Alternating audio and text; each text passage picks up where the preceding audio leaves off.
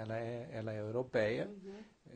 E ela segue para a Índia já bem tarde da sua vida. Ela não vai criancinha, né?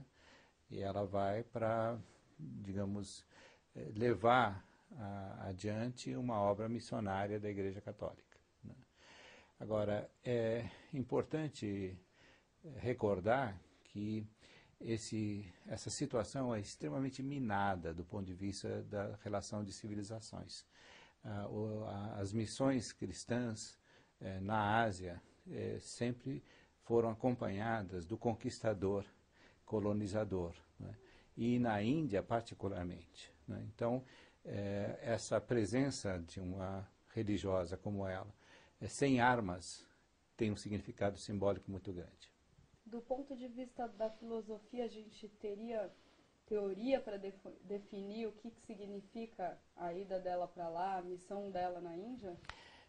Não tanto a ida dela para a Índia, mas a estrutura da sua alma, da sua inteligência, do seu corpo. Da, né? Sua figura. Da sua figura.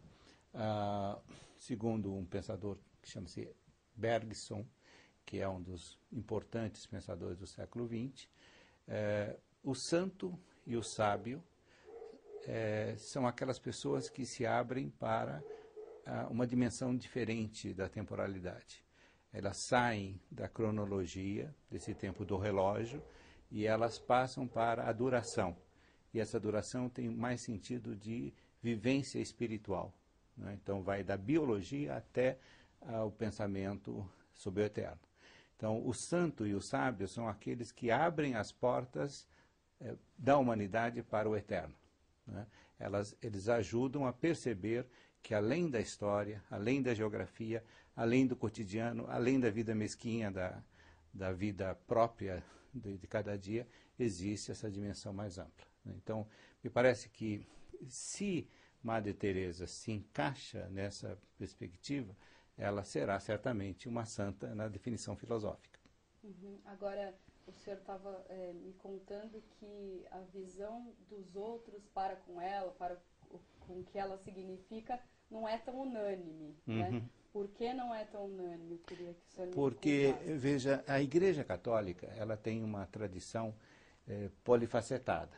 Ela não é apenas um movimento religioso. Ela é uma estrutura hierárquica, burocrática, política, e ela hoje se concentra num Estado minúsculo, mas Estado, né? E você tem momentos na história da Igreja em que o critério da excelência e da santidade é menos movido pela caridade e mais pelas razões de Estado, né? Existem santos de Estado na Igreja. Um deles, por exemplo, chama-se Roberto Bellarmino, né? Que foi o grande santo da Contra-Reforma, que lutou, né, para adaptar a Igreja ao mundo, mas ao mesmo tempo para combater o protestantismo, combater o mundo moderno. Outro São Carlos Borromeu, que também teve essa função de determinar formas de contra-reforma, né, e de adaptação da Igreja aos poderes do mundo. Então, você tem esse título de santidade que é menos devido à missão ou à caridade do que a uma função de Estado. No caso da Madre Teresa, nós temos os dois elementos.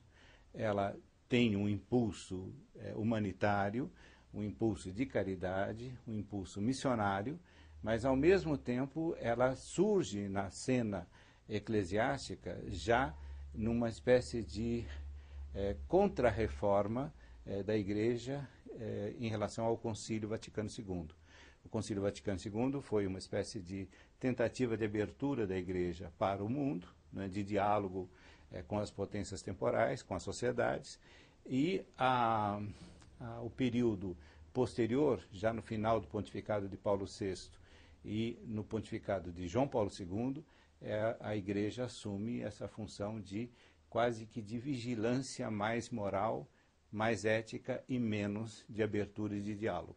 Então, a Madre Teresa entra nessa política de João Paulo II, de trato, por exemplo, com poderes como dos Estados Unidos, sob Ronald Reagan, né, que é bastante conservador, e ela tem no seu histórico colaborações não muito bem explicadas com pessoas do tipo do Baby Doc, do Haiti, né? Então, essas questões estão suspensas.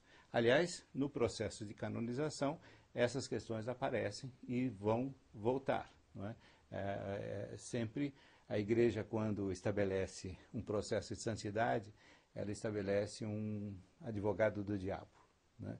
E o advogado do diabo é aquele que apresenta todas as objeções à sua santificação, né? Então, nesse caso, nós temos suscitado pela sua vida, que é extremamente rica e polifacetada, elementos dessa linha. Uhum. Agora, o senhor, em uma ocasião, uma entrevista que o senhor falou com a gente, com a Globo, o senhor fez um paralelo dos pensamentos dela com os pensamentos, com as ações, enfim, e até com as frases de São Francisco de Assis. Eu queria que o senhor tentasse estabelecer novamente esse paralelo para a gente. Olha, na verdade, São Francisco de Assis, ou qualquer santo da Igreja, ele testemunha na sua vida, e deve testemunhar na sua vida, uma experiência radical da fé e da caridade.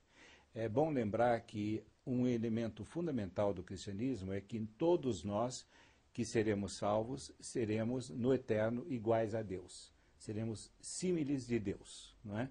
Então, Deus é esse destino comum de todos os homens. E no Apocalipse, né, que é, digamos, a revelação dessa comunhão definitiva de Deus com os homens, é dito que as fontes da vida jorrarão grátis, né? Elas serão gratuitas. Não haverá preço, nem poder, nem dinheiro, nem nada que possa pagar essa gratuidade divina, né?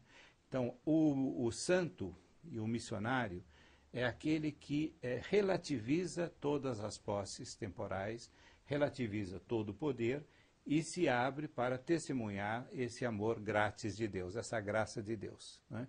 Então, no caso, se ficar definido para a Igreja que a Madre Teresa ela vive essa experiência, e se ela viveu essa experiência, efetivamente ela será um santo, como o caso de São Francisco, né? Porque o São Francisco, inicialmente, né, trouxe uma revolução imensa na Igreja Católica justamente pela sua opção pela pobreza, né?